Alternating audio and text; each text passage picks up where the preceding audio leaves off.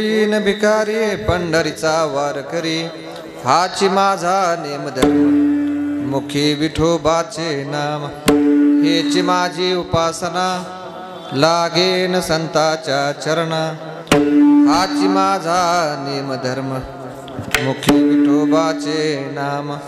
तुका म्हणे देवा, तुका म्हणे देवा, हेची माझी भोळी सेवा, हाची माझा नेमधर्म मुखी विठोबाचे नाम। समचरण सरोजम सांद्रणीलांबुदाभम, जगन्निहितपानिं मंडनं मंडनानां, तरुण तुलसीमाला कंधरं कंजनेत्रं, सदय धवलहासं विठ्ठलं चिंतयामि। पांडुरंगा करू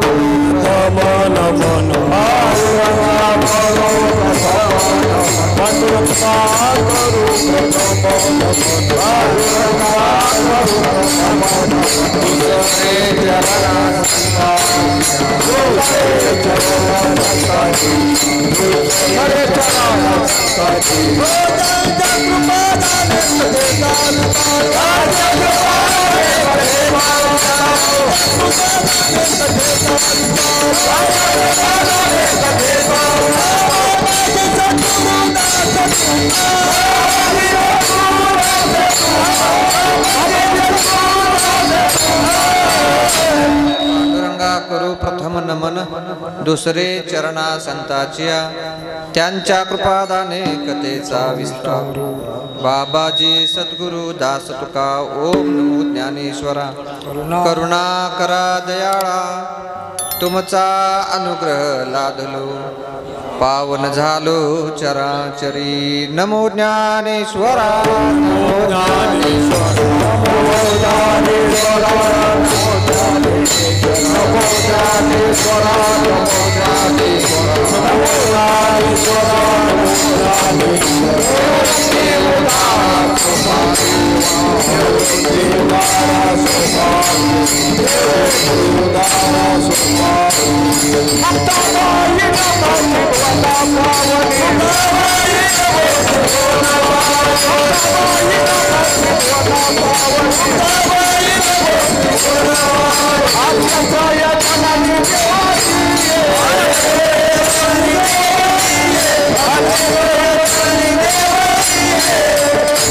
ज्ञानेश्वरा, नमो ज्ञानेश्वरा, निवृत्ती उदारा सोपान देवा। मुक्ताबाई नमो त्रिभुवन पावनी, आद्यत्रय जननी देवादिहे। नमो सद्गुरु तुकया ज्ञानदीपा, नमो सद्गुरु सच्चिदानंद रूपा, नमो सद्गुरु भक्त कल्याण मूर्ती, नमो सद्गुरु भास्करा पूर्ण कीर्ती। जयांचे केल्या स्मरण, होय सकळ विद्येंचे अधिकरण, तेच वंदू श्री चरण श्री गुरूंचे, ते नमस्कारुनी आता मस्तक हे पायावरी। या वारकरी संतांच्या होईन भिकारी पंढरीचा वारकरी, हाची माझा नेमधर्म मुखी विठोबाचे नाम, हेची माझी उपासना लागेन संतांच्या चरणा। तुका म्हणे देवा, हेची माझी भोळी सेवा, हाची माझा नेमधर्म मुखी विठोबाचे नाम। विठ्ठल विठ्ठल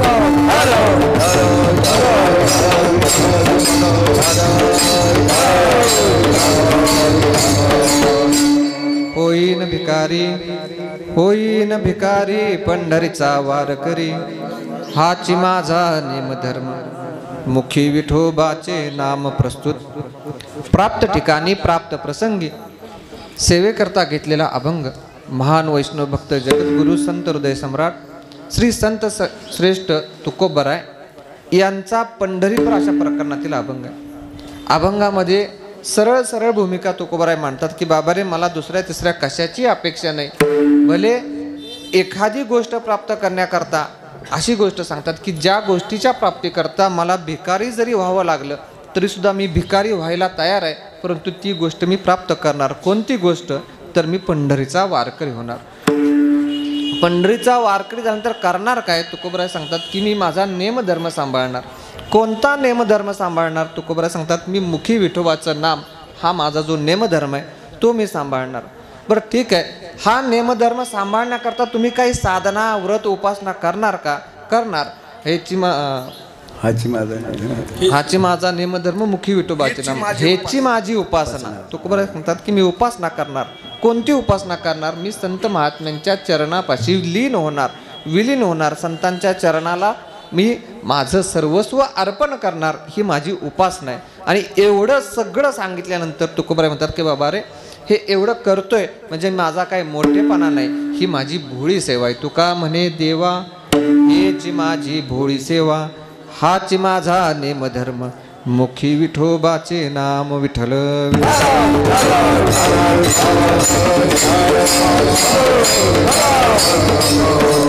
सेवेकरता घेतलेला अभंग जगद्गुरु तुकोबरायांचा आहे. आणि अभंग पंढरीपर अशा प्रकरणातील आहे. वास्तविक सेवेला सुरुवात करण्यापूर्वी थोडासा परिहार द्यायचा. म्हणजे आदरणीय गुरुवर्य हरिभक्तीपरायण बाबासाहेब बुवा कुंभारगावकर व त्यांच्या धर्मपत्नी वैकुंठवासी रत्नाबाई कुंभारगावकर यांच्या पुण्यस्मरणानिमित्त संयुक्त असा हा चालू असलेला अखंड हरिनाम सप्ताह. आणि या सप्ताहाला सहकार्य किंवा या सप्ताहाला कुटुंबातील एक घटक की ज्या एखादं कार्य करायचं म्हटलं तर एकलियाचा नोहे खेळ म्हणूनही मेळ मिळविला. ज्यावेळी भावांची ताकद कुठंतरी कमी पडेल किंवा कुठं भावांना मदत करावी म्हणून बहीण उभारती, ह्या नात्यानं आदरणीय हरिभक्तीपरायण चंदाताई ह्यांचे जी मनातली उमेद आहे, मनातली जी त्यांच्या इच्छा आहे की बाबा पंढरीसारख्या तीर्थक्षेत्रामध्ये सप्ताह करायचा, ह्या दोन्हीचा मिलाप कुठं झाला तर कार्तिक वारीमध्ये. म्हणजे महाराज, आपण व्यवहारामध्ये दुग्ध शर्करा योग वापरतो, पण हा दुग्ध शर्करा योग नाही, हा दुग्ध शर्करांवर त्यात केशराचा चंदनाचा योग आहे बरं. म्हणजे कोजागिरी पौर्णिमेला आपण म्हणतो बा चंद्राच्या प्रकाशातलं तापलेलं दूध पिलं तरी चालेल, पण आपल्याला या ठिकाणी नुसतंच तापलेलं नाही, त्या दुधामध्ये साखर मिळते.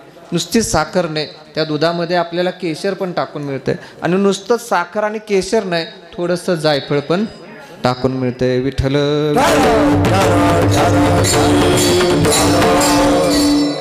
बाबा बुवांच्या पुण्यस्मरणानिमित्त चालू असलेला हा सप्ताह, जो आमचे पिताश्री हरिभक्तीपरायण व आमचे काका बाळासाहेब कुंभारगावकर व संपतराव कुंभारगावकर यांनी स्वयंप्रेरणेतून बाबा ज्या महात्म्यामुळं, ज्या सत्पुरुषामुळं एवढी मोठी वास्तू उभारली, पंढरपूरसारख्या ठिकाणामध्ये 1 इंच जागेची जिथं अडचण येते तिथं एवढी मोठी वास्तू उभारता आली.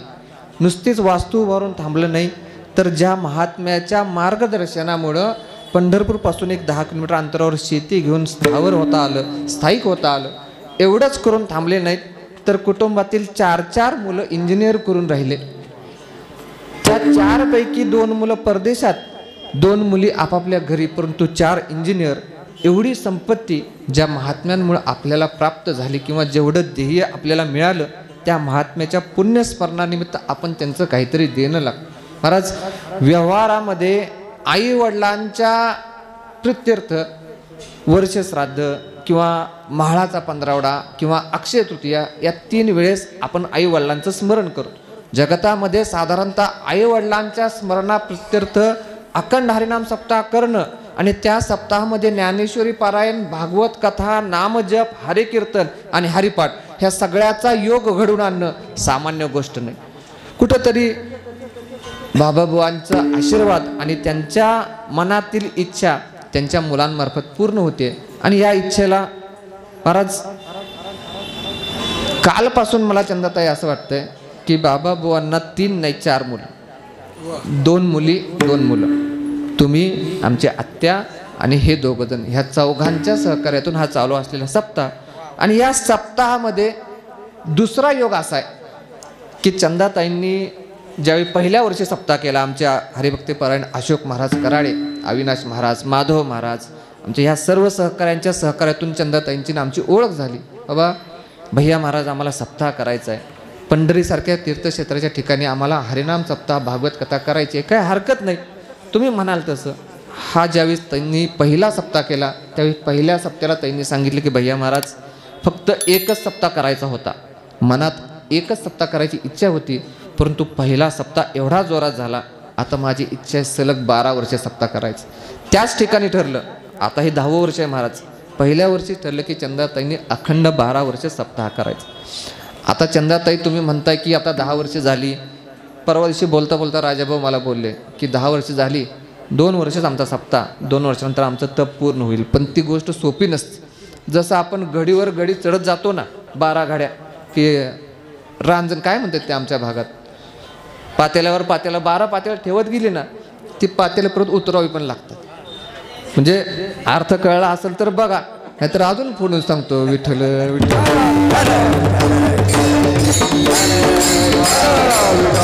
10 वर्ष पातेलं ठेवत गेलाय, अजून 2 पातेली ठेवायची आणि परत ती उतरायची, तेव्हा ते तुमचं पण पूर्ण होईल. आणि तोपर्यंत आम्ही पण कुठंतरी थोडंफार तुमच्या बरोबरीला यायचा प्रयत्न करू. असा हा बाबाबुवांच्या स्मरणार्थ आमच्या ज्या आजीबाई आहेत रत्नाबाई यांच्या स्मरणार्थ हा सप्ताह. आणि या सप्ताहामध्ये चंदाताईंचं सहकार्य. वास्तविक या 2 महात्म्यांबद्दल अभंगाला सुरुवात करण्यापूर्वीच बोललेलं बरं पडेल असं मला वाटतं. कारण की एखाद्या गोष्टीची सुरुवात कोणामुळं होते हे सांगणं गरजेचं आहे. बुवांचं किंवा आमच्या आजोबांचं चरित्र जास्त करून आमच्या भागातल्या लोकांना सांगायची गरज नाही. आई वडिलांना एकुलता एक असलेला मुलगा, की ज्या मुलाला गावामध्ये 2 ते 2.5 एकर जमीन असावी, त्या 2-2.5 एकरामध्ये संसार सुरू केला. प्रत्येक क्षेत्रामध्ये, प्रत्येक उद्योगामध्ये, प्रत्येक वेळेस वेगवेगळे उद्योग करायचा प्रयत्न केला. पोल्ट्री फार्म केला, किराणा दुकान केलं, त्यानंतर राजकारणामध्ये. आणि ज्या ज्या क्षेत्रात पाय ठेवल, ज्या ज्या क्षेत्रात उतरल, त्या क्षेत्रात यश संपादन करून दाखवलं. ही बुवांची कारकीर्द आहे बरं. जर का आज कुंभार गावामध्ये गेलं, जर का विचारलं की बुवांची कारकीर्द काय, राजकारणात मातब्बर व्यक्ती, व्यवहारात उत्कृष्ट व्यक्ती आणि समाजकार्यात सर्वश्रेष्ठ व्यक्ती. विठ्ठल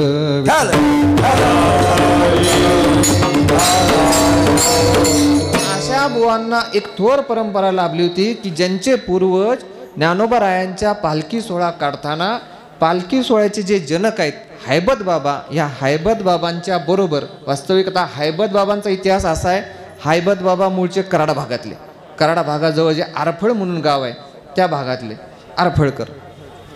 त्या बाबांची, हैबत बाबांची आणि साधूबाबांची एकमेकाची संगत होती. साधूबाबांचा देखील अधिकार असा होता, जसं तुकोबरायांची गाथा. आता माझ्या मते या ठिकाणपेक्षा ह्या महाराजांना कल्पना जास्त आहे. ह्या महाराजांनी अक्षरशः बघितली पण आहे. राजाभाऊ तुम्ही बघितले नाही? बघणं झालं. साधूबाबांची जी गाथा आहे की ज्या गाथेला जगद्गुरु तुकोबरायांच्या गाथेचा दर्जा आहे. आता का दर्जा आहे ते सांगतो. तुकोबरायांची गाथा देहूमध्ये त्या डोहात बुडवली होती. 14व्या दिवशी तुकोबरायांनी अनुष्ठान करून 14व्या दिवशी गाथा वर आली. जशीच्या तशी गाथा वर आली. साधूबाबांची गाथा की जी गाथा साधूबाबांनी मुखोद्गत करून दुसऱ्या लेखकामार्फत लिहायला लावली, त्या लेखकानं लिहिलेली गाथा एका चोरानं घरातनं चोरून नेली. वास्तविक आत्ताचाही विशेष असा आहे की आत्ता आपण ग्रंथ संपत्तीला सामान्य स्थान देतो. पहिल्यांदा ग्रंथ म्हणजे एक संपत्ती, सोनं समजायची, आणि त्या ग्रंथाला अशा भरजरी वस्त्रात बांधून किंवा अशा मोठ्या मोठ्या पेट्यामध्ये ठेवून टाकायचे, कारण की ते आमच्या घराचं सोनं आहे म्हणून. साधूबाबांनी ती गाथा घरात ठेवली होती. चोर आले, चोरांना वाटलं भरपूर सोनं असावं, चोरांनी ती पूर्ण पेटीच घेऊन गेली. पेटी घेऊन गेली, पेटी उघडली, बघितलं तर आज सगळी वह्याची पानं, पुस्तकाची पानं काय आहे म्हणले. चोरांना काय त्याचं ज्ञान नव्हतं. त्यांनी तो ग्रंथ तसाच गुंडाळला आणि हाय असा तिथल्या एका डोहात टाकला. काढणे म्हणून एक गाव आहे, त्या काढणे गावाच्या डोहात टाकला. डोहात टाकल्यानंतर इकडं साधूबाबांना वाटलं बाबा आपली जे अनुष्ठान आहे, तप आहे, उपासना आहे, ती सगळी आपली कुठं गेली काय माहीत नाही.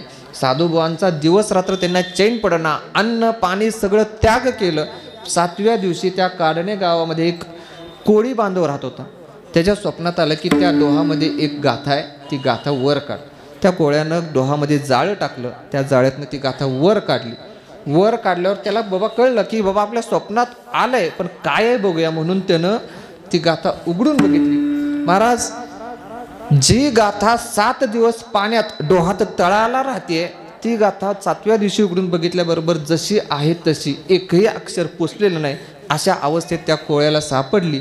त्यानं ती गाथा डोक्यावरनं काढणे ते कुंभारगाव किती अंतर आहे महाराज? 15 किलोमीटर आहे. 5-6 किलोमीटर, ह्या पूर्ण 5-6 किलोमीटर ती गाथा डोक्यावरून त्यांनी कुंभारगावात आणली आणि साधूबाबांचा यथोचित सन्मान केला.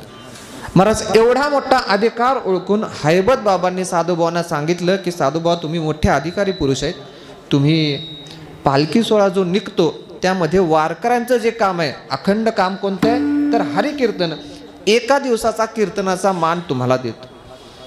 महाराज तो मान म्हणजे आज साधूबाबांची मी 7वी पिढी आहे, 7 पिढ्यापासून साधूबाबांना तो मान आहे. आज जर का पालखी सोहळ्याची अवस्था तर सगळ्याच गोष्टी सांगता येत नाहीत, परंतु पालखी सोहळ्यात असे बरेचसेच मान आहेत की मान एकाचा सांभाळतोय एक जण, नाव तिसऱ्याचं वापरतोय चौथा. परंतु पूर्ण पालखी सोहळ्यात कुंभारगावकर हा एकमेव मान असा आहे की ज्या मानाला हैबत बाबा आरफळकरांनी सुरुवात केली, दिला आणि तो आज तागायत सांभाळला. विठ्ठल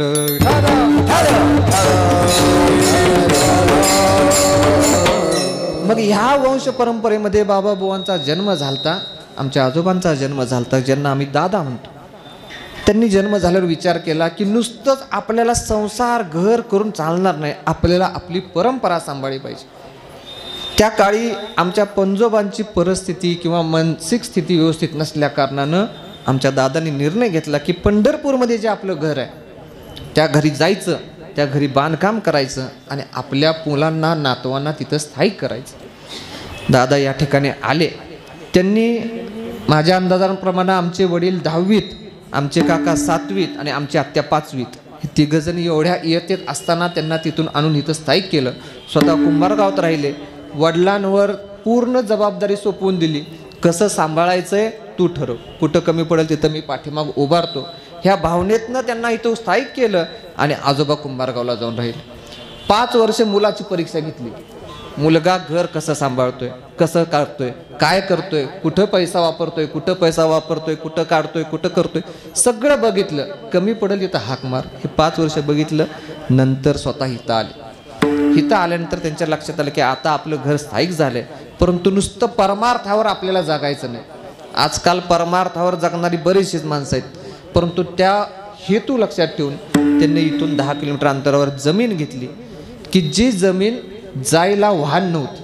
माझ्यामध्ये बुवा त्या भागातला तुम्हाला माहिती, त्या जमिनीत जायला सायकलवरून सुद्धा जाता येत नव्हतं. बांधावरनं सायकल खांद्यावर घेऊन जायची. आम्हाला आमचे वडील सांगतात की बाबा सायकल खांद्यावरून घेऊन जायची. अशा ठिकाणी जमीन घातली. आज त्या ठिकाणी आमची एका तळावर 20-21 एकर जमीन, एक दत्तरायांचं मंदिर आहे आणि सर्व व्यवस्थित. हा सगळा जो आहे तो सगळा आमच्या दादांचा आशीर्वाद आणि त्या आशीर्वादानं उभारलेली ही संपत्ती. आता त्याच्या पुढचा विषय असा आहे, कोणतंही कार्य एकट्यानं होत नाही. एखादं कार्य करायचं म्हटलं की कोणतरी जोडीदार पाहिजे. भाऊ भाऊ ठीक आहे, परंतु संसारामध्ये पती पत्नीची जोडी व्यवस्थित असली तर संसाराचा गाडा व्यवस्थित चालतो. एखादं ट्रकचं चाक आणि एखादं बैलगाडीचं चाक जोडलं तर गाडा ओढला जाऊ शकत नाही. ज्या तत्परतेनं, ज्या धाडसानं दादांनी संसाराचा गाडा उभारला, त्याच धाडसानं आणि त्याच तत्परतेनं आमच्या आजीनं तो गाडा चालवला बरं का. विठ्ठल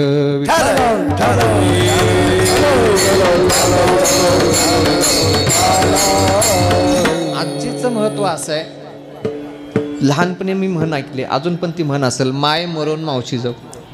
आम्हाला ती म्हण उलटी वापरावी वाटते. आमची म्हण अशी ठरते की माय मरो पण आजी जगू.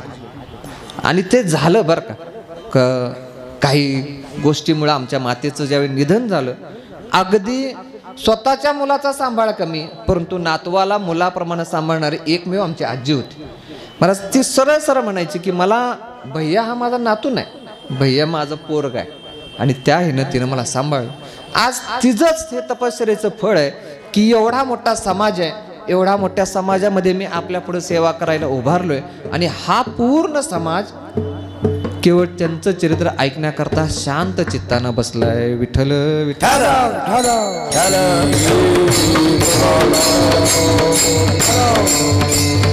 आता शेवटचा परिहार ह्या समाजाला, ह्या पूर्ण संस्कार, ह्या आपला सप्ताह सोहळ्याला साथ लाभली आपल्या चंदाताईंची. महाराज मला हा सप्ताह सुरू करताना किंवा ज्यावेळी सप्ताह आपला सुरुवात झाला, सुरुवात व्हायच्या अगोदरपर्यंत जे असेल ते असेल, इकडं तिकडं बोलणं सगळं एकदा सुरुवात झालं की पार पाडायचं. त्यात मग कुठं कमी पडायचं नाही. कुठंतरी ते कमी पडतील, मी कमी पडेल.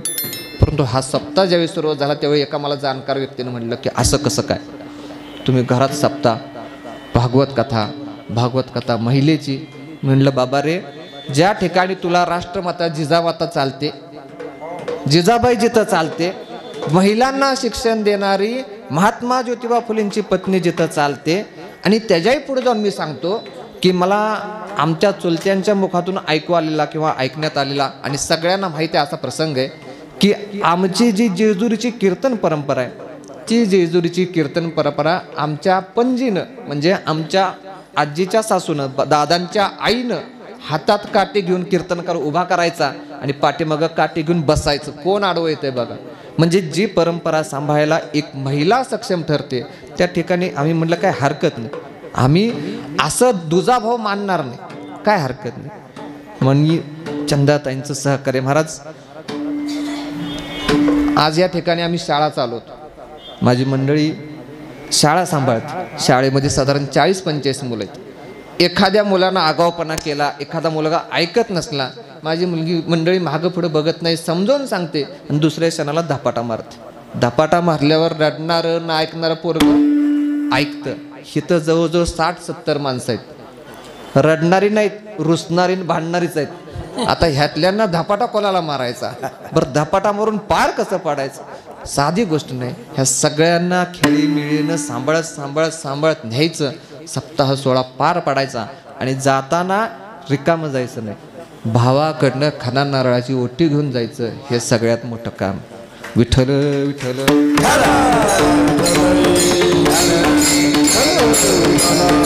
साधी गोष्ट नाही एका एवढ्या लोकांना सांभाळणं. आज आम्ही पालखी सोहळ्यामध्ये एकट्या चौकदाराचा दंड संपूर्ण पालखी सोहळा शांत करतो, परंतु जर का विचार केला तर 10 माणसं आपल्याला सांभाळणं होत नाही. 10 माणसं, एवढी मोठी माणसं सांभाळायची, त्यांची सगळी व्यवस्था बघायची. जेव्हापासून चंदाताई तुम्ही ह्या कार्तिक वारीचा मुहूर्त साधून सप्त्याची आपली सांगड बसली, माझं निम्म्याच्या वरचं टेन्शन कमी झालं. नाहीतर प्रत्येक गोष्टी करता मी पळून बघितलं. अशोक महाराज माझ्या सहकार्याला असायचे प्रत्येक गोष्टी. मी अक्षरशः सप्ताह झाल्यावर 4 दिवस अंतरून काढून असायचं. आता जेव्हापासून चंदाताई, राजाभाऊ, सत्यनारायण महाराज ह्या सगळ्यांचं सहकार्य, इंगळे बुवा, इतका जोमानं सप्ताह सुरू आहे ना की बस. त्या बुवांचं एक महत् भाग्य आणि त्यांची इच्छा की हा सप्ताह उभारलाय. विठ्ठल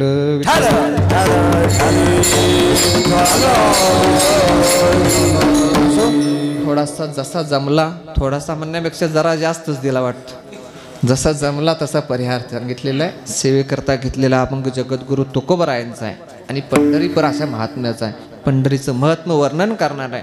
आजचा हा कार्तिक शुद्ध एकादशीचा सोहळा. कार्तिक शुद्ध एकादशीचा सोहळा एवढा मोठा होण्याचं कारण काय? महाराज पांडुरंग परमात्म्यानं स्वतःहून सांगितले की कार्तिकी एकादशी आणि आषाढी एकादशी. आषाढी कार्तिक विसरू नका सांगत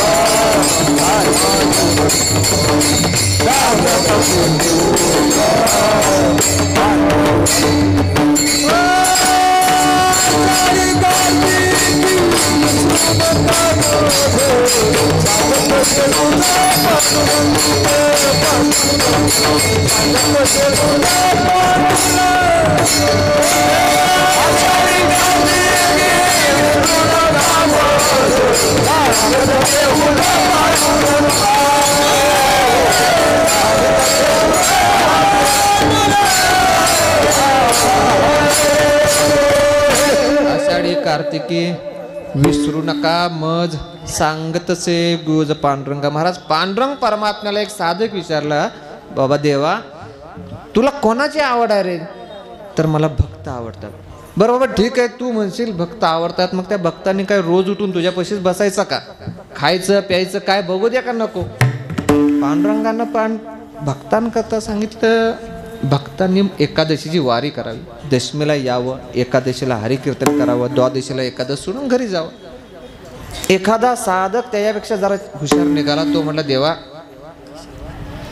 दर एकादशीला याला मी रिकामा नाही, तुझं काय असेल ते एकदम बोल, वट्टात एकदम वट्टात सांग म्हणलं काय असेल. देव म्हणला एक काम कर, आषाढीला यायचं आणि कार्तिकीला यायचं, ह्या 2 वाऱ्या महत्वाच्या आहेत. जर का तू आणखीनच भाविक झालास तर पुढच्या 2 सांगितल्या चैत्र आणि माघ, आणि अजूनच तुला भाविक व्हायचं असेल तर मग 12च्या 12 वाऱ्याला करायला हरकत नाही. विठ्ठल परंतु आषाढी आणि कार्तिकी ह्या 2 वारीची मला भरपूर आवड आहे. ह्या 2 वारीला मला भक्तजनांचा सोहळा पाहायला मिळतोय आणि तो मिळावा म्हणून पांडुरंग परमात्म्याला ही वारी आवडते. महाराज मंडळींकडं ज्यावेळी एखादा मनुष्य माळा घालायला जातो, आता बुवा सगळेच नियम सांगतो, त्यावेळी महाराज मंडळी त्या मनुष्याला पहिलं बांधून घेतात. वारी कोणती करतो सांग? तो म्हणतो महाराज जी जमलती. जी जमलती नाही, कार्तिकीला यावं लागल, हे महाराज मंडळींचा दंडक असतो. बाबा इतर ठीक आहे, आषाढीला यावं लागेल, कार्तिकीला यावं लागेल. मग असं असताना जगद्गुरु तुकोबरायांना विचारलं, तुकोबराय तुमच्या जीवनात तुमचं काहीतरी ध्येय असेल ना, तुम्हाला काहीतरी व्हायचं असेल. महाराज एखादा मुलगा जन्माला आला तर जन्माला आल्यानंतर त्याच्या प्रत्येक वयोगटानुसार, त्याच्या प्रत्येक वयानुसार त्याची ध्येय बदलत जातात. लहान मुलाला विचार तुला काय पाहिजे? बाबा मला चॉकलेट पाहिजे. लहान मुलगा खुश. त्याच्यापेक्षा जरासा मोठा झाला, काय पाहिजे? मला सायकल पाहिजे. अजून मोठा झाला, काय पाहिजे? मला 4 चाकी गाडी पाहिजे. अजून मोठा झाला, मला घर, गाडी, बंगला, पत्नी, सगळ्याचे ध्येय पूर्ण करत करत आयुष्य जगायचं आहे. तुकोबरायाने विचारलं, तुकोबराय तुम्ही आयुष्याच्या अशा टप्प्यावर आहे की तुम्हाला आता गाडी बंगल्याची हौस नाही, तुम्हाला व्हायचंय तरी काय? काय व्हायची गरज आहे? तुकोबराय म्हणतात, बाबा रे मला साधा भोळा वारीक व्हायचं, वारकरी व्हायचं. वारकरी आणि साधा भोळा व्हायचा, नियमाचा कट्टर वारकरी असला विषय नाही, साधा भोळा वारकरी व्हायचा. पांडुरंग परमात्म्याला तुकोबरायांचा तो विचार लक्षात आला आणि पांडुरंग परमात्मा म्हणाला, तुकोबराय तुम्हाला एखाद्या तीर्थक्षेत्राची वारी करायला काय अडचण काय आहे? त्या तीर्थक्षेत्राची वारी करा ना, काय अडचण आहे? तुकोबर म्हणतात, देवा वाराणसी गया पाहिली वारंगा, वाराणसी गया पाहिली वारंगा, वाराणसी गया पाहिली वारंगा, वाराणसी गया पाहिली वारंगा.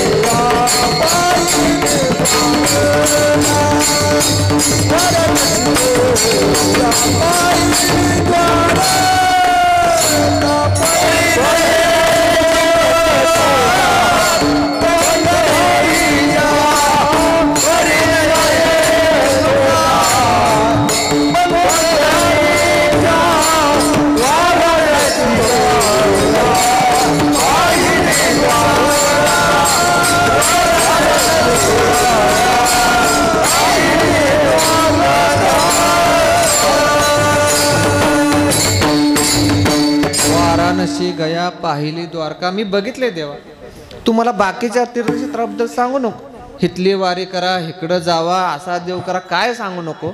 आम्ही सगळं बघितलंय, सगळं बघून बसलोय.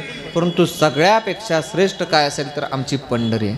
तीर्थांचे जे मूळ, व्रताचे जे फळ, ब्रह्मते केवळ पंढरी आहे. म्हणून मला पंढरीचा वारकरी व्हायचं. पंढरीचा वारकरी, पंढरीचा वारकरी,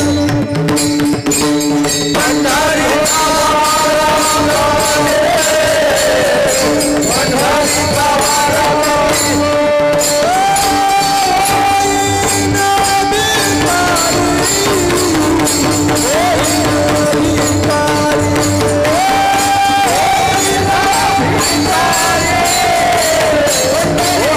वारकरी, पंढरीचा वारकरी.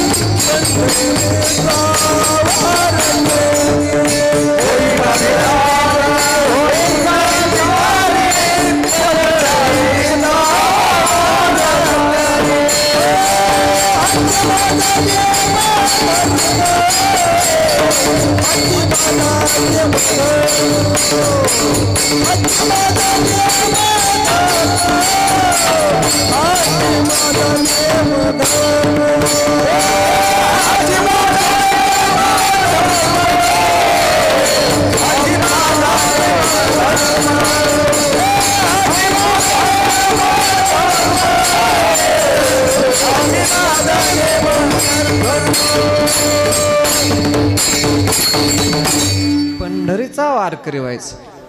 तुकोबर आहे पंढरीचा वारकरी. पंढरीला हाय तरी काय? तुम्हाला पंढरीचा वारकरी होण्याची गरज काय महाराज? एखाद्या व्यक्तीला आयुष्य जगताना किंवा जन्माला येताना पंचप्राणाची आवश्यकता असते. त्या व्यक्तीच्या शरीरात पंचप्राण असल्याशिवाय तो व्यक्ती जिवंत ठरू शकत नाही. त्याप्रमाणे जर का वारकरी व्हायचा असेल तर वारकरी संप्रदायाची काही पंचप्राण आहेत, काही पंचतत्व आहेत. ह्या पाचही तत्वांचा जर का मिलाप कुठं होत असेल तर तो पंढरीत होतो. विठ्ठल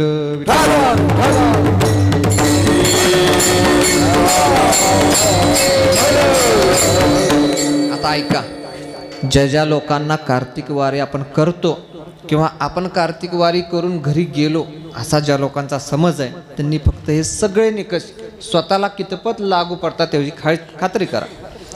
संप्रदायाचे पंचतत्व सांगतो. संप्रदायाचा देव, कोणताही संप्रदाय बरं का, तुम्ही कोणत्याही संप्रदाय ह्या पाच तत्वामध्ये बसतो का ह्याचा निकष लावायचा आपला पण, आणि मग ठरवायचं कोणता संप्रदाय श्रेष्ठ आहे. संप्रदायाचा देव, त्या संप्रदायाचं तीर्थक्षेत्र, त्या संप्रदायामध्ये देवाचा आणि तीर्थक्षेत्राचा महिमा सांगणारे संत महात्मे, त्या संप्रदायामध्ये देव तीर्थक्षेत्राचा महिमा संत महात्म्यांनी ज्या साधनाच्या द्वारे सांगितला अशी ग्रंथसंपत्ती, आणि ह्या ग्रंथसंपत्तीमध्ये संत महात्म्यांनी ज्या व्रत नियम उपासना सांगितल्यात या पाचही तत्वांचा ठिकाण किंवा मेळ ज्या संप्रदायात आपल्याला सापडतो तो संप्रदाय, बाकीचे संप्रदाय नाहीत. विठ्ठल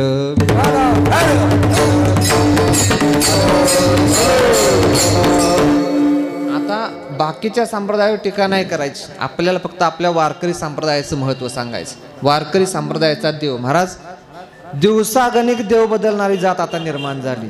सोमवारी महादेवाची उपासना करून महादेव येणार तोपर्यंत मंगळवारी लक्ष्मीची उपासना, लक्ष्मी उठते तोपर्यंत बुधवारी पांडुरंगाची उपासना, पांडुरंग निघालाच तोच गुरुवारी दत्ताची उपासना, दत्त महाराज यायला लागले तोपर्यंत शुक्रवारी परत अंबाबाई, उद्या आंबे उद्या करत करत सुरुवात तोच तर शनिवारी शनिदेव आलाच, परत रविवारी अजून खंडोबा आलाच. असं वेगवेगळ्या देवदेवताची उपासना करतात. एका ठिकाणी स्थिर चित्त राहत नाही.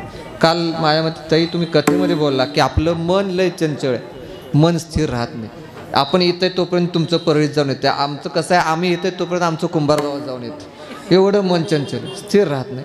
परंतु संप्रदायामध्ये स्थिरतेला महत्त्व आहे. वेगवेगळ्या ठिकाणचं नाही तर संप्रदायामधला देव एकच, तो म्हणजे पांडुरंग परमात्मा. आणि तो पांडुरंग परमात्मा जर का कुठं मिळत असेल तर तो पंढरपुरात मिळतो.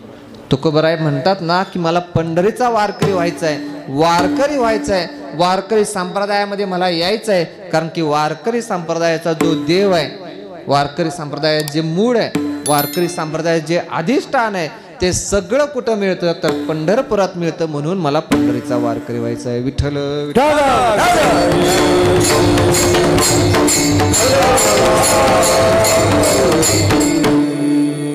तीर्थक्षेत्र, संप्रदायाचं दुसरं तत्व आहे तीर्थक्षेत्र. आता वारकरी संप्रदायामध्ये सुद्धा तीर्थक्षेत्र आहेत महाराज. दोन प्रकारची तीर्थक्षेत्र आपल्या वारकरी संप्रदायामध्ये आपण बघतो. एक ज्या तीर्थक्षेत्रावर संत महात्म्यांनी कार्य केलंय ते संत महात्म्यांचं तीर्थक्षेत्र, आणि ज्या तीर्थक्षेत्रावर भगवान पांडुरंग परमात्मा विराजमान झालाय ते देवाचं तीर्थक्षेत्र. मग आता विषय असा येतो की आदरणीय घुले महाराज सांगायचे आमचे गुरुवर्य, महाराष्ट्र हे संतांचं उभं पीक असलेलं क्षेत्र आहे, म्हणजे भाग आहे की ज्या महाराष्ट्रामध्ये संतांचं पीक कधी आडवं होत नाही, संपत नाही, उभं पीक असलेलं क्षेत्र आहे. मग अशा ठिकाणी संत महात्म्यांच्या तीर्थक्षेत्राची जर का वारी करायची म्हणलं तर ती वारी करता करता आपलं आयुष्य पुरणार नाही महाराज, पुरणार नाही आयुष्य. इतके संत महात्म्यांची परंपरा आपल्या वारकरी संप्रदायाला लाभली. मग या सगळ्या संत महात्म्यांचं जर का आपल्याला एकाच ठिकाणी कुठं भेट होईल तर ज्या ठिकाणी संप्रदायाचा देव आहे, ज्या तीर्थक्षेत्रावर संप्रदायाच्या देवाचं विराजमान किंवा अधिष्ठान आहे ते तीर्थक्षेत्र श्रेष्ठ, म्हणून पंढरीचा वारकरी व्हायचा आहे. विठ्ठल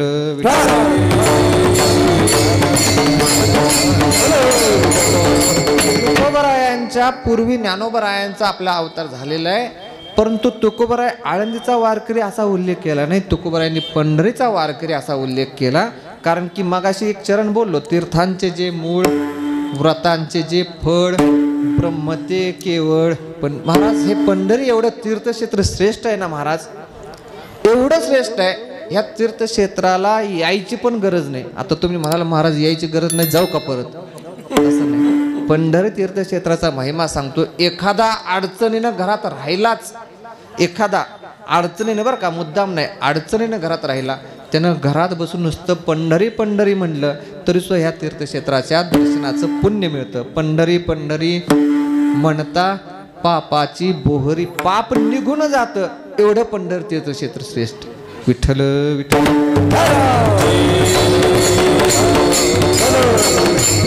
आता विषय असा आहे की ह्या तीर्थक्षेत्राच्या श्रेष्ठतेकरता महत्वाचं काय आहे, तर ह्या तीर्थक्षेत्रामध्ये संप्रदायाचा देव आहे, आणि ह्या तीर्थक्षेत्रामध्ये ह्या देव परमात्म्याच्या दर्शनाकरता सर्व संत महात्म्यांची मांदियाळी इथं साक्षात हजर राहते महाराज.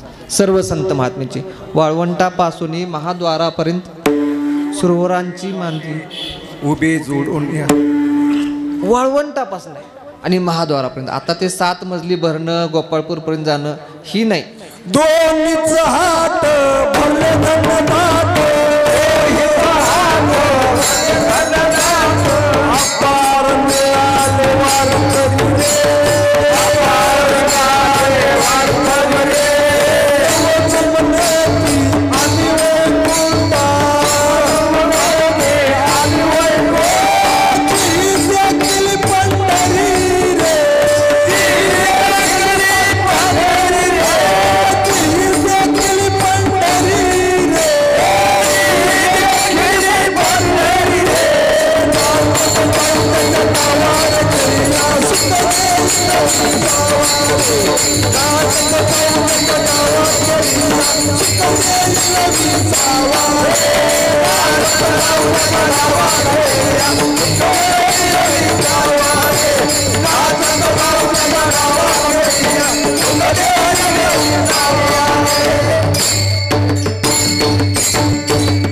नाचत जाऊ त्याच्या गावारे खेळ्या, एवढं तीर्थक्षेत्र श्रेष्ठ. आणि महाराज ह्या तीर्थक्षेत्राच्या ठिकाणी जी चंद्रभागा माता आहे ना, आता ह्या नदीलाचं पण वैशिष्ट्य असं आहे, चंद्रभागा मातेला भीमाशंकर मधनं उगम होतो.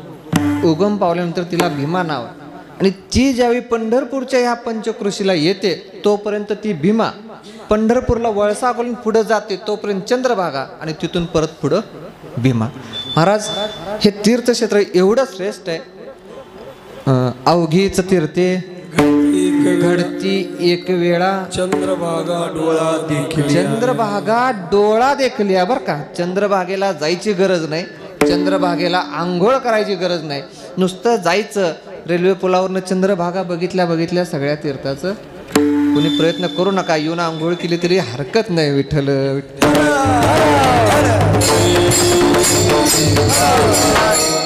एखादा महात्मा असा पण भेटतो, महाराज तुम्ही कीर्तनात सांगितलं पंढरी पंढरी म्हणता पापाची बोहरी, पुढच्या वर्षी आमची वारी घरात ना, आम्ही घरात बसून पंढरी पंढरी म्हणणार. आणि मग चंद्रभागेचं स्नान मोबाईलमधनं करतो ना महाराज म्हणला, मोबाईलवर तुम्ही दाखवा व्हिडिओ काढून, आम्ही बघतो. अवघीच तीर्थे घडती, तुम्हीच सांगितले ना, चंद्रभागा डोळा देखल्या. महाराज एवढं साधं सोपं नाही आहे, त्याला काहीतरी व्रत नियम उपासना असतात, तो विषय पुढचा आहे. परंतु ह्या पंढरीसारख्या तीर्थक्षेत्राच्या ठिकाणी देवाचा भेट होते, त्या देवाच्या भेटीला चंद्रभागा माता येते, म्हणून चंद्रभागेची भेट होते, म्हणून तीर्थक्षेत्राच्या दृष्टीनं पंढरपूर श्रेष्ठ आहे. म्हणून मला पंढरीचा वारकरी कर. ह्या तीर्थक्षेत्रावर देवाची भेट गेला, सर्व संत महात्म्यांचा मेळा जमतो, म्हणजे संत महात्म्यांची भेट होते. तिसरं तत्व देव, तीर्थक्षेत्र आणि संत महात्मे. संत महात्म्यांची भेट होते, आणि ह्या संत महात्म्यांच्या भेटीवर नुसती भेट होत नाही, तर त्या संत महात्म्यांच्या बरोबर त्या संत महात्म्यांनी जी अमौलिक अशी ग्रंथसंपत्ती आपल्याला दिली आहे, त्या ग्रंथसंपत्तीचं वाचन, चिंतन, पारायण स्मरण सगळ्या प्रकारची सेवा होते. म्हणून चौथंच आपलं जे तत्व आहे की संत महात्म्यांनी निर्माण केलेली ग्रंथ संपत्ती, ह्या चौथ्या तत्वाची देखील जर का सेवा व्हायची असेल तर आपण पंढरीचा वारकरी होणं गरजेचं आहे. विठ्ठल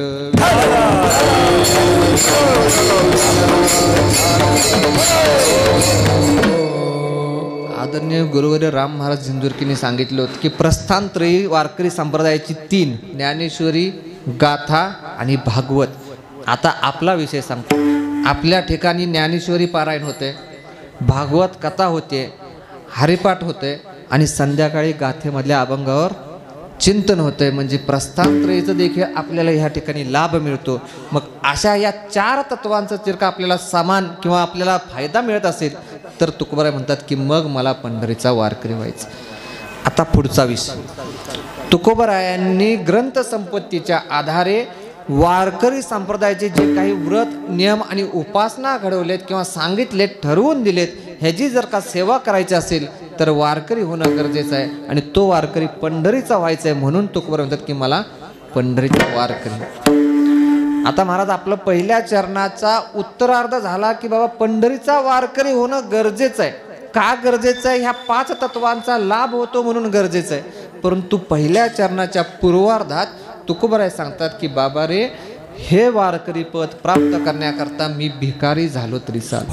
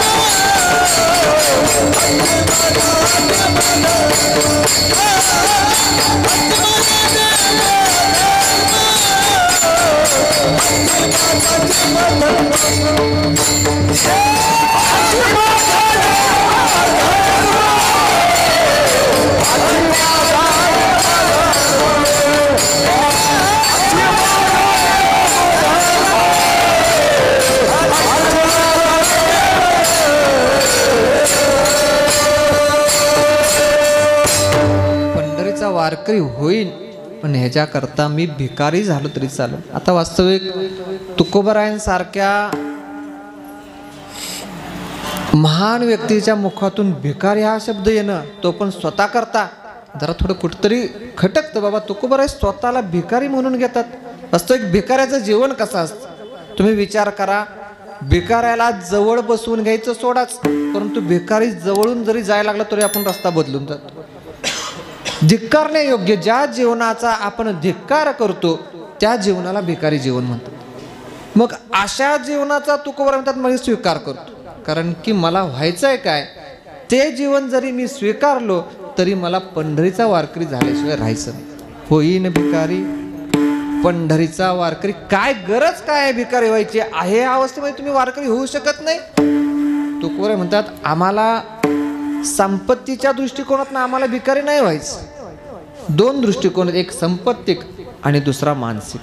संपत्तीच्या दृष्टिकोनातून आम्हाला भिकारी नाही व्हायचं, आम्हाला जनाच्या दृष्टिकोनातून भिकारी व्हायचंय.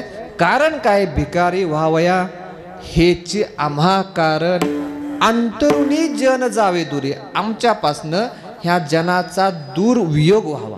महाराज आता इथं शंका येते, तुकोबारायांना जनाचा दूर किंवा वियोग व्हावा का वाटतं? महाराज जन कसा आहे सांगतो.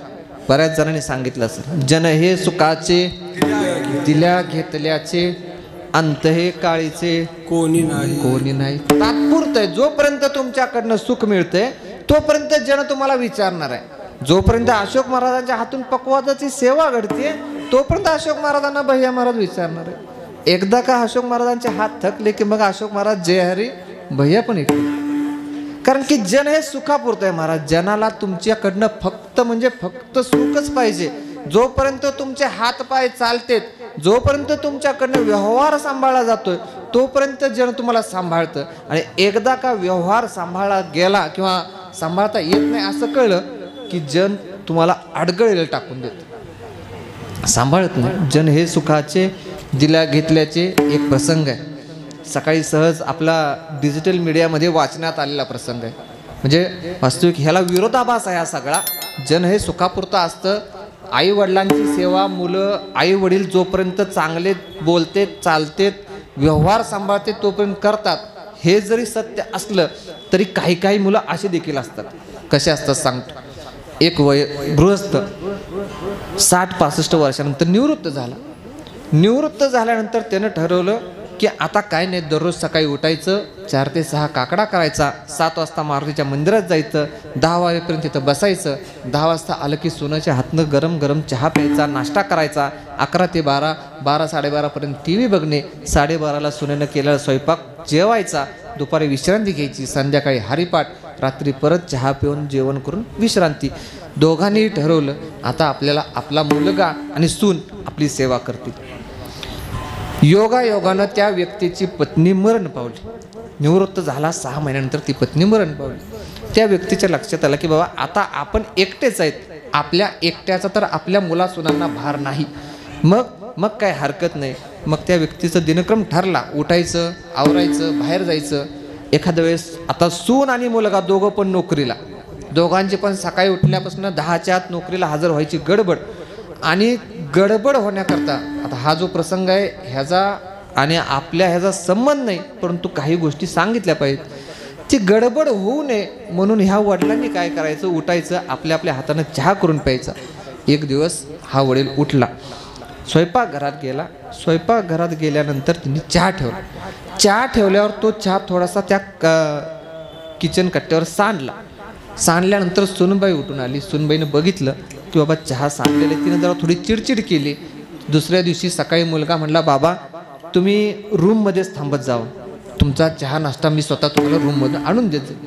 त्या वडिलाला वाईट वाटलं. आयुष्यभर आपण ह्या मुलाकरता कष्ट केलं, एकुलता एक मुलगा, ह्या मुलाचं सगळं उभा करून दिलं आणि आता हा मुलगा फक्त चहाचे 2 घोट कट्ट्यावर सांडले म्हणून बायकोचं ऐकून आपल्याला म्हणतो वडिलांना तुम्ही रूममध्ये थांबा, तुम्ही बाहेर येऊ नका.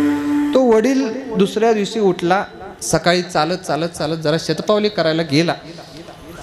गेल्यानंतर त्याने एक गाडीचं मोठं शोरूम बघितलं. मोठं शोरूम बघितलं. काय 15 लाखाची, 16 लाखाची, 40 लाखाची, 70 लाखापर्यंत गाड्या बघितल्या.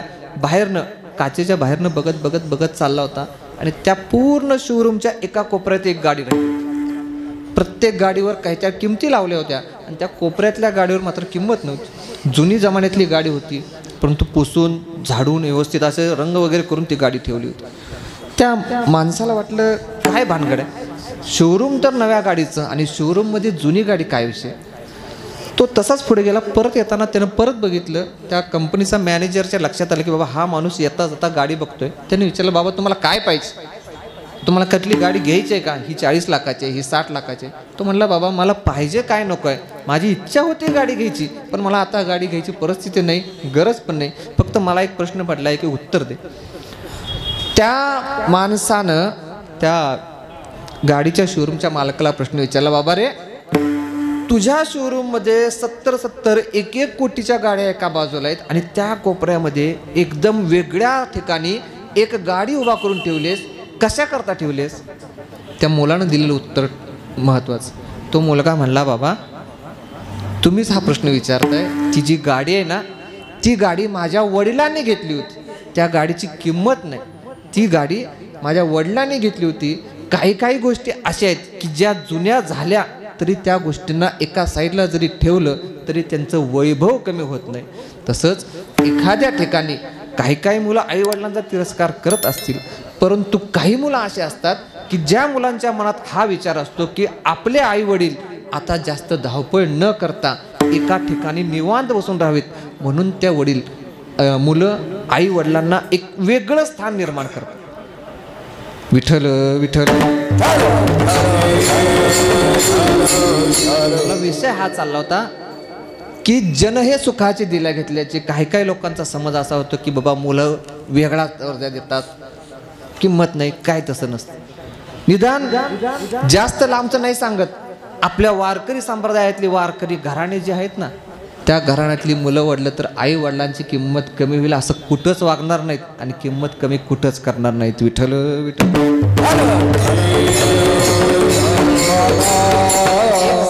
वाचनात आलेला प्रसंग सांगावासा वाटला म्हणून सांगितला. असो, तुकोबारायांना भिकारी व्हायची गरज काय, तर तुकोबारायांना जनापासून लांब जायचंय. जन हे सुखापुरतं असतं म्हणून तुकोबारायांना जनापासून लांब जायचंय. म्हणून तुकोबाराय म्हणतात की मी भिकारी झालो तरी चालेल, परंतु भिकारी झाल्यानंतर मला मिळणारी पुढची अवस्था कोणती, तर मला पंढरीचा वारकरी ही अवस्था मिळते.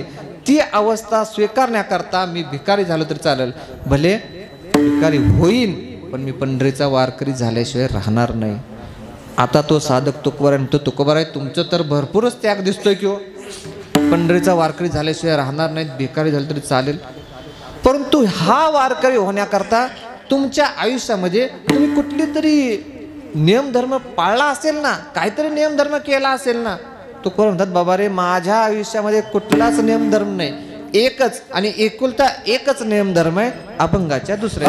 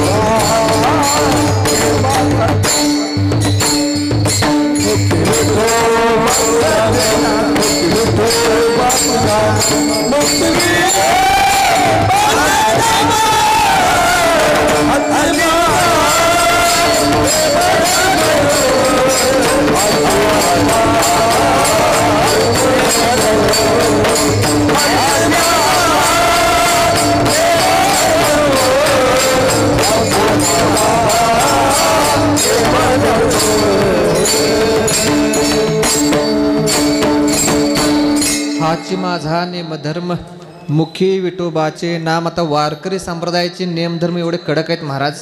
शास्त्र सांगतं वारकऱ्यानं पंढरपूरला येताना एकादशीला सकाळी यायचं नाही. वारकऱ्यानं पंढरपुरात आल्यावर दशमीला सूर्योदयाच्या अगोदर यायला पाहिजे, सूर्य उगवायच्या अगोदर.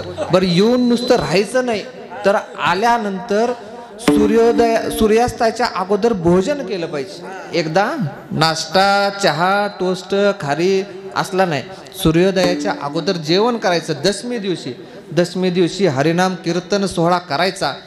एकादशीला सकाळी 4 वाजल्यापासून संध्याकाळी 11 वाजेपर्यंत त्याच्याकडनं हरिनामाची सेवा घडली पाहिजे. आता काय सेवा घडली पाहिजे, संप्रदायाचे नियम आहेत.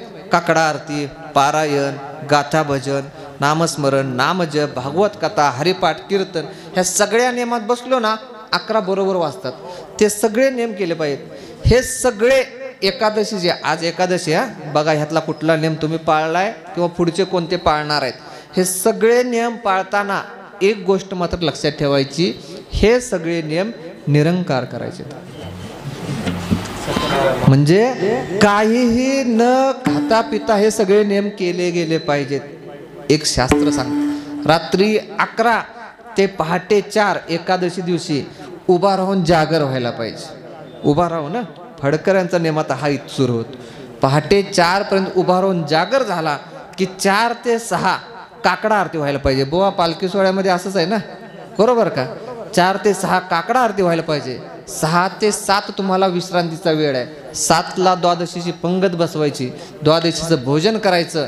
संध्याकाळी 7 ते 9 द्वादशीला कीर्तन, 9ला खिरापत, द्वादशीचं कीर्तन झालं की त्रयोदशीचं कीर्तन, चतुर्दशी कीर्तन, काल्याला गोपाळपूरला प्रदक्षिणा, गोपाळपूरचा काला करून आला की हिथं काला करायचा, भोजन करायचं आणि काला करून हालायचं.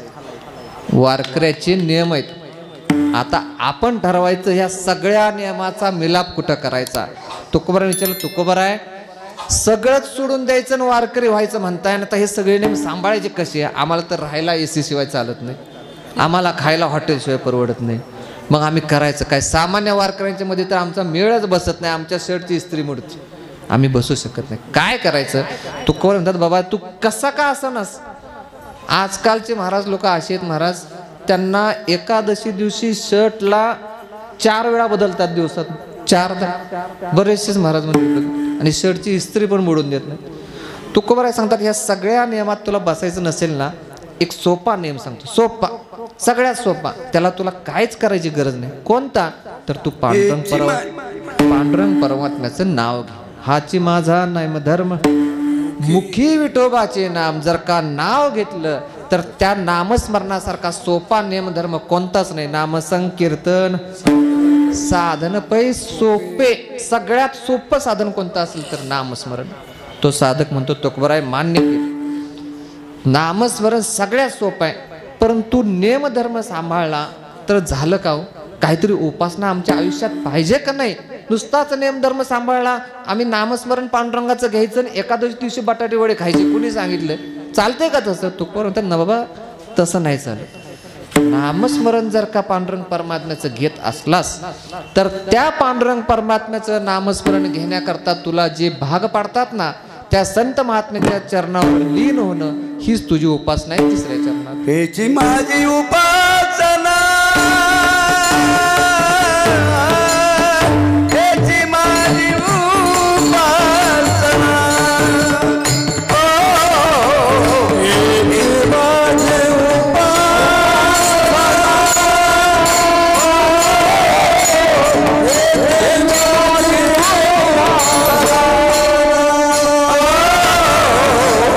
हेची माझी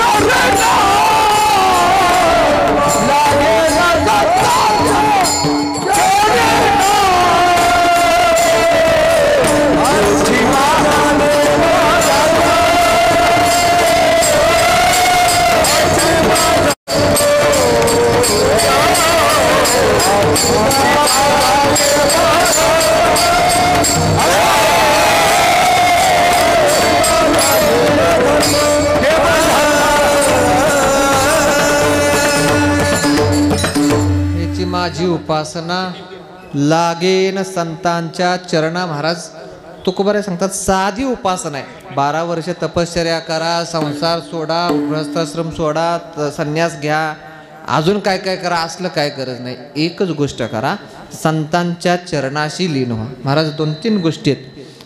संतांच्या चरणावर लीन होणारे तुकोबाराय संत महात्म्यांच्या बरोबर सुद्धा बसतात आणि देवाबरोबर सुद्धा बसतात. परंतु जर का तुम्हाला वारकरी व्हायचं असेल तर सगळ्यात पहिली अवस्था आहे संतांच्या बरोबर नाही बसायचं.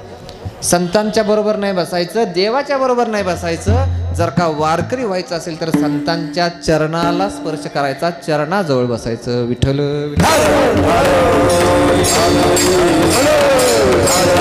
संत महात्मे तुकोबाराय श्रेष्ठ होते. संत संगतीचे काय सांगू सुख, संतांची संगती केली. संत महात्मे तुकोबाराय श्रेष्ठ होते, देवाबरोबर होते तुकोबाराय.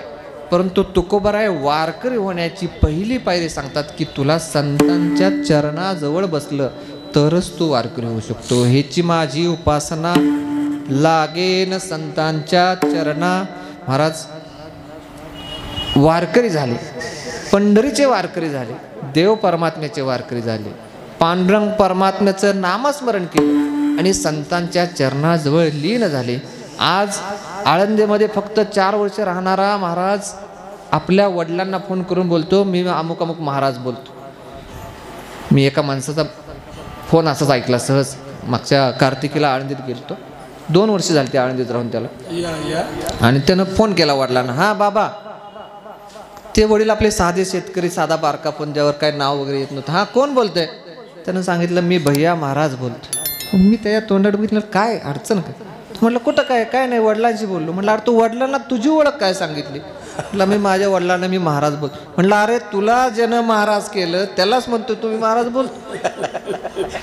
आजचा विषय असा आहे की आज परमार्थातलं थोडं जरी कळलं ना, बऱ्याचशाच पदव्या पाठीमागं लावून घेता. तो वैराग्य मूर्ती गाथा. अरे काय तू गातले एक अभंग पाठ कर बरेच काय. आणि महाराजांना महाराज एवढं पंचायत झाली. कीर्तन संपल्यावर राजाभाऊ तुम्ही मला ऋण निर्देश व्यक्त करायला सांगता. मला भीती वाटते की एखाद्या दुसऱ्या महाराजाला एखादी दुसरी पदवी द्यायची कमी पडलं तर काय करावं. आजपर्यंत गेलेले सगळे आपलेच होते, कोण काही वाईट वाटून घेत नाही. इथनं पुढचा एखाद दुसरा तसा सापडला, हा मला असंच म्हणलं नाही, मला हबपच म्हणला. पंढरपुरातल्या महाराज लोकांची पद्धत सांगतो. पंढरपुरातले जे फडकरी महाराज मंडळी आहेत ना, ते स्वतःच्या नावापुढे कधी महाराज लावून घेत नाहीत. ते स्वतःचं नाव सांगताना वडिलांच्या नावापुढे महाराज म्हणून सांगतात. दत्तात्रय बाळासाहेब महाराज कुंभारगावकर असं नाव उल्लेख. काही काही ठिकाणी बघा, तुम्ही नीट लक्ष देऊन बघा, पंढरपुरामध्ये एखाद्या महाराजाचं का कार्ड तुम्हाला बघायला मिळालं. आज आमच्या समस्त फडकरी संघटनेचा जो एक ग्रुप आहे, त्या ग्रुपमध्ये बरेचसेच महाराज मंडळी आहेत की जे स्वतःच्या नावापुढे नाहीत म्हणत. हां, मी दत्तात्रय बाळासाहेब महाराज कुंभारगावकर बोलतो. वडिलांच्या नावापुढं महाराज लावणं ठीक आहे, परंतु स्वतःच्या नावापुढं महाराज लावणं इतकं आपण स्वतः श्रेष्ठ. तुकोबाराय सांगतात की तू संतांच्या चरणाजवळ लीन होणं गरजेचं आहे. आणि नुसतं लीन झालं म्हणून स्वतःला मोठं समजून घेऊ नकोस. ह्या सगळ्या जी सेवा आहेत ना, नामस्मरण असो, देवाची वारी असो, पंढरीची वारी असो किंवा संतांच्या चरणी लीन होणं असो, ह्या सगळ्या ज्या सेवा आहेत ना, त्या केवळ एक भोळ्या सेवा म्हणून स्वीकार करायचा. म्हणून तुकोबाराय अभंगाच्या तुका म्हणे देवा, तुका म्हणे देवा, तुका म्हणे देवा, तुका म्हणे देवा, तुका म्हणे देवा, तुका म्हणे देवा, तुका म्हणे देवा,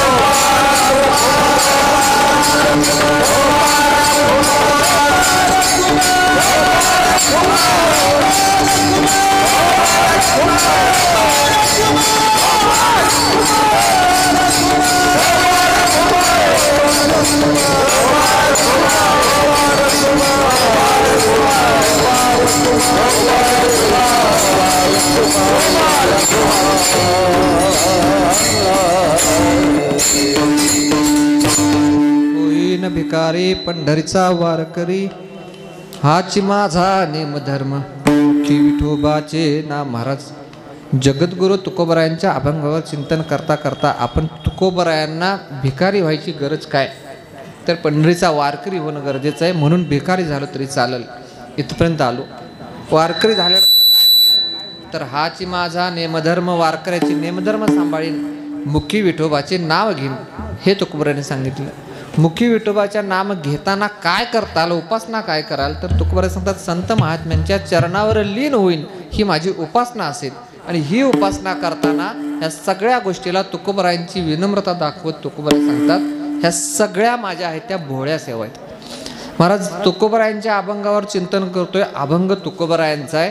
तुम्ही त्याचा सरळ अर्थ लावला किंवा उलटा जरी अर्थ लावला तरी तुम्हाला तो उपदेश परच ठरणार आहे.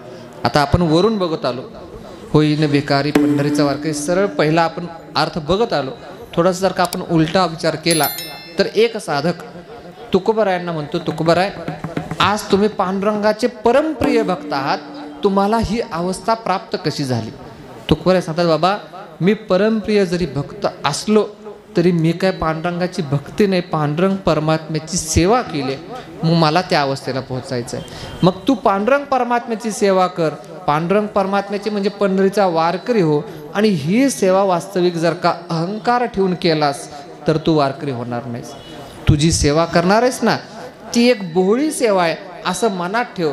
तुका म्हणे देवा हेची माझी भोळी सेवा, ह्या तत्वानं जर का एखादी सेवा केलीस तर तू पंढरीचा वारकरी होण्याच्या योग्यतेचा आहे.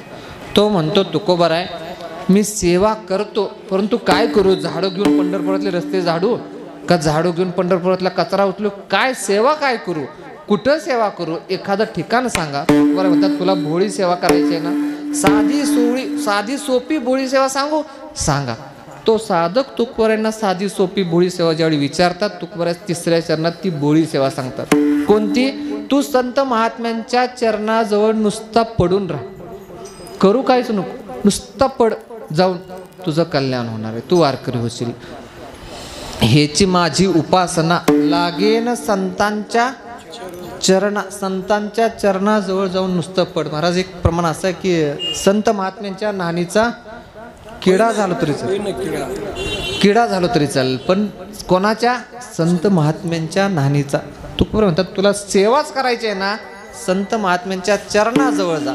तो म्हणतो महाराज काहीतरी सांगताय राव, मी काय पण करायला तयार आहे, मी तुम्ही संतांच्या चरणाजवळ जायचं, काय करू संतांच्या चरणाजवळ जाऊन? काही काही महात्मे असे भेटतात की ज्यांच्या चरणाजवळ 1 तास 2 तास 3 तास बसा, ते महात्मा पेपर वाचत बसलेले असतो, काय सुद्धा बोलणार नाही, निवांत त्याचं काम तिकडं. आपण तिथं 1 तास बसू, 2 तास बसू, 3 तास बसू, किती पण वेळ बसू, तो तुम्हाला म्हणणारच नाही काय पाहिजे, कशा करता आलाय बस चाललाय जा. तुकोबाराय म्हणतात देवा, तुकोबाराय सांगतात बाबा तू त्या संतांच्या चरणाजवळ गेलास ना, तुला वेगळं करायची काय गरज नाही. त्या संत महात्म्यांच्या बरोबर राहिलास ना, तर तुझ्या तोंडातून पांडुरंग परमात्म्याचं नाव आपसुक येईल. मुखी विठोबाचे नाम, पांडुरंग परमात्म्याचं नाव आपसुक आल्याबरोबर एकदा का तू संत महात्म्यांच्या बरोबर पांडुरंग परमात्म्याच्या मुखानं नामस्मरण केलंस, तर मग तू भिकारी झाल्याशिवाय राहणार नाही. आता कोणता भिकारी? तर जनापासून विरक्त झाल्याशिवाय राहणार नाही. आणि एकदा का तू जनापासून विरक्त झाला, संत महात्म्यांच्या चरणावर लीन असलास, तुझ्या मुखात पांडुरंग परमात्म्याचं नाव जर का असेल, तर तू सर्वश्रेष्ठ पदाला पोहोचशील. कोणतं पद? तर पंढरीचा वारकरी. पांडुरंग परमात्म्याजवळ एकच प्रार्थना आहे की पांडुरंग परमात्म्यानं या ठिकाणी जे बसलेले सर्व भाविक मंडळी आहेत, हौसे नवसे गवसे सगळे, त्यांना ह्या परमोच्च पदावर नेऊन ठेवावं आणि ह्या पदावर जाण्या इतकी सद्बुद्धी द्यावी. कारण की 2 तास झालं, सकाळी 3 तास पारायणकर्त्यांनी पारायण केलं, 1 तास राजाभाऊंनी भजन नामजप केला आणि गेली 2 तास झालं मी आपल्या पुढं कीर्तन सेवा करायला उभारलोय, परंतु बसलेल्यांपैकी 30% लोकांनी फक्त भजन आणि नामस्मरण केलं. आता तुम्ही म्हणाल कसं मोजलं? आम्हाला मोजता येतं, ज्या अर्थी तू येऊन सांगतोय त्या अर्थी बसलेल्यातले कितींनी केलं हे आम्हाला मोजायला जमतं. विनंती आता एकच आहे, एकदा माऊली ज्ञानोबारायांचं आणि जगद्गुरु तुकोबारायांचं भजन करायचं आहे. वास्तविक आपण पंढरीतल्या पावन तीर्थक्षेत्रावर उभारलोय, बसलोय.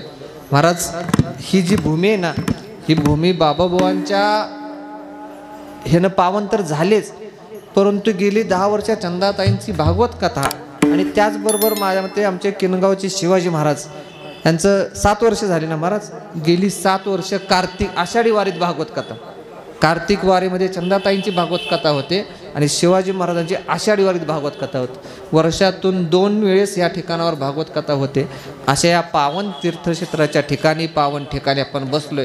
आपल्याला फक्त 2 मिनटं माऊली ज्ञानोबारायांचं भजन करायचं आहे. काल चंदाताईंनी परवा दिवशी गीते महाराजांनी सांगितलं, ज्यांना हात आहेत ज्यांना मुख आहेत त्यांनी नामस्मरण करा, टाळ्या वाजवा.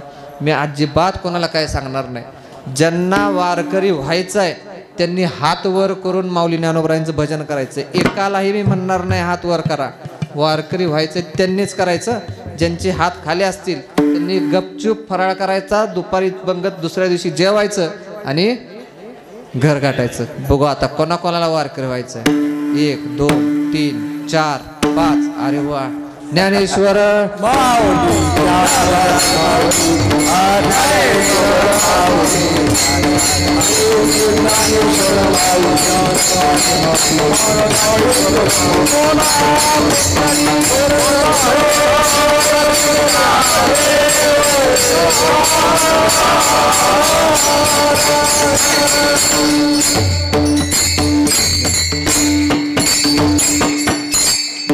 धन्यवाद सर्व वारकरी बांधवांचं. फक्त हात वर दिसले बरं का. आवाज आला का? मला टाळकऱ्यांचा आला म्हणून म्हणतो, दुसरं काय नाही. टाळ इथे एक आहे बघा, आमचे टाळ फुटले काल, एक टाळ वाजून वाजून वारकऱ्यांच्या हाताला घाम पण आला नाही सा. हां बघा, दाखवा महाराज ती टाळ. सगळ्या टाळ फुटला महाराज. तुम्ही नुसतं हातानं हात हळवले, फक्त हाताच्या टाळीचा आवाज नाही आला बरं. आता तुम्हाला एक काम सांगतो, बसणाऱ्या लोकांना जर का भरपूर पोट भरून फराळाचं करायचं आहे ना, आचार्य मंडळींनी सगळी भांडी भरून ठेवलेत, इतकं मस्त फराळाचं केलंय, मला इथं वास आलं. तुम्हाला जर का पोट भरून फराळाचं करायचं असेल, आता तुकोबरायांचं भजन करायचं आपण. टाळकरी मंडळींनी एकही टाळ वाजवायचं नाही.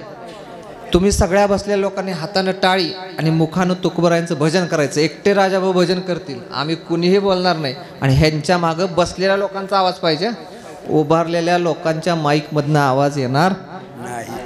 फक्त बसलेल्या लोकांच्या टाळ्यांचा आवाज आणि तुकोबरायांचं भजन, एवढ्या दोनच गोष्टी यायला पाहिजे. आणि ऐका, पुढची स्पर्धा अशी आहे की तुमच्या टाळ्यांच्या आवाजामुळं समाजाला लक्षात यायला पाहिजे बाहेरच्या. आता ह्या माईकमुळं, टाळामुळं, गायकांमुळं, माझ्यामुळं सगळ्यांना कळतंय सप्ताह चालू आहे, परंतु टाळ्यांचा आवाज असा व्हायला पाहिजे भक्तिभावानं, बरं का, की त्या आवाजानं आपला सगळा परिसर दुमदुमून उठला पाहिजे. आणि त्यांच्या लक्षात यायला पाहिजे कुंभारगावकरांच्या मठात चंदाताईंच्या सप्ताहामध्ये तुकोबरायांचं भजन चालू आहे. फक्त एक ते राजाभाऊ तुकोबरायांचं भजन घेतील, बसलेल्या लोकांनी भजन करत करत टाळी वाजवायचे. पुरुष मंडळी टाळी वाजवतील आणि महिला भजन करतील, तसं करू नका. त्यामुळे बसलेल्या लोकांनी भजन करत करत टाळी वाजवायचे. बोला राजाभाऊ. तुकाराम तुकाराम तुकाराम तुकाराम. टाळ्या टाळ्या.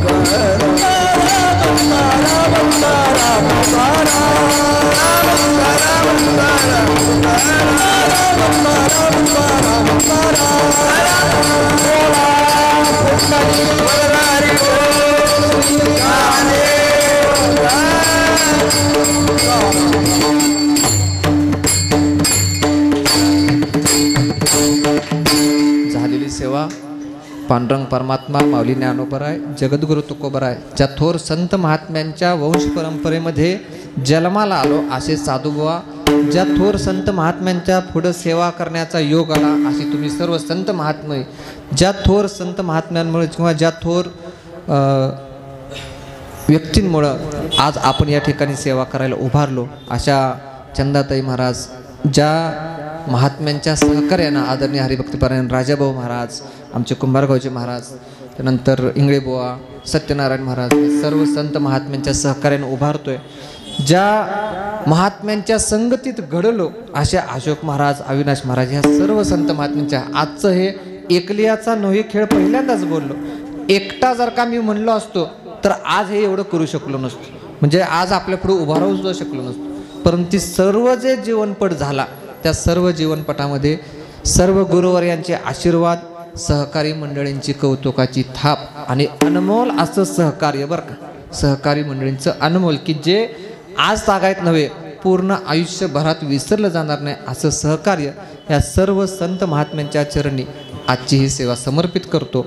एक विनंती अशी आहे की आता पांडुरंग परमात्म्याचं भजन होईल, त्यानंतर सेवा समाप्त होईल. सेवा संपल्यानंतर वास्तविक समाज आपले जास्त नाही, थोडा आहे. फराळाला बसल्यावर फक्त बडबड न करता बसा. ज्या व्यक्तींना भोळी सेवा करायची आहे, बरं का, भोळी, मोठी नाही, ज्यांना भोळी सेवा करायची इच्छा आहे त्यांनी वाडपी मंडळींनी वाढायला चालू करायचं. ज्यांना भरपूर भूक लागले त्यांनी भोजनाला बसायचं आहे. माझ्या मनातला विचार असा आहे, टाळकरी मंडळींची पहिली पंगत बसवा. चालतंय का? कोण म्हटलं भूक लागली? नाही, असो, टाळकरी मंडळी बसू द्यात. परंतु ज्या व्यक्तींना वाढणं शक्य आहे अशा व्यक्तींनी आत्ताची, संध्याकाळची आणि उद्या सकाळची ह्या 3 पंक्तीला हाक न मारता वाढायला यायचं आहे, बरं का. विनंती आहे, सगळ्यांना विनंती आहे की हाक न मारता वाढायला हजर राहावा. फराळची पंगत होईल लगेच. महाराज आता वाजले 1ची वेळ होती, 1:10 झाली, 1:15ला आपली सेवा समाप्त होईल.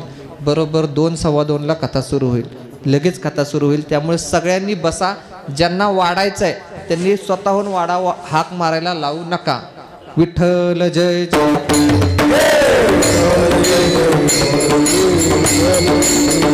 जय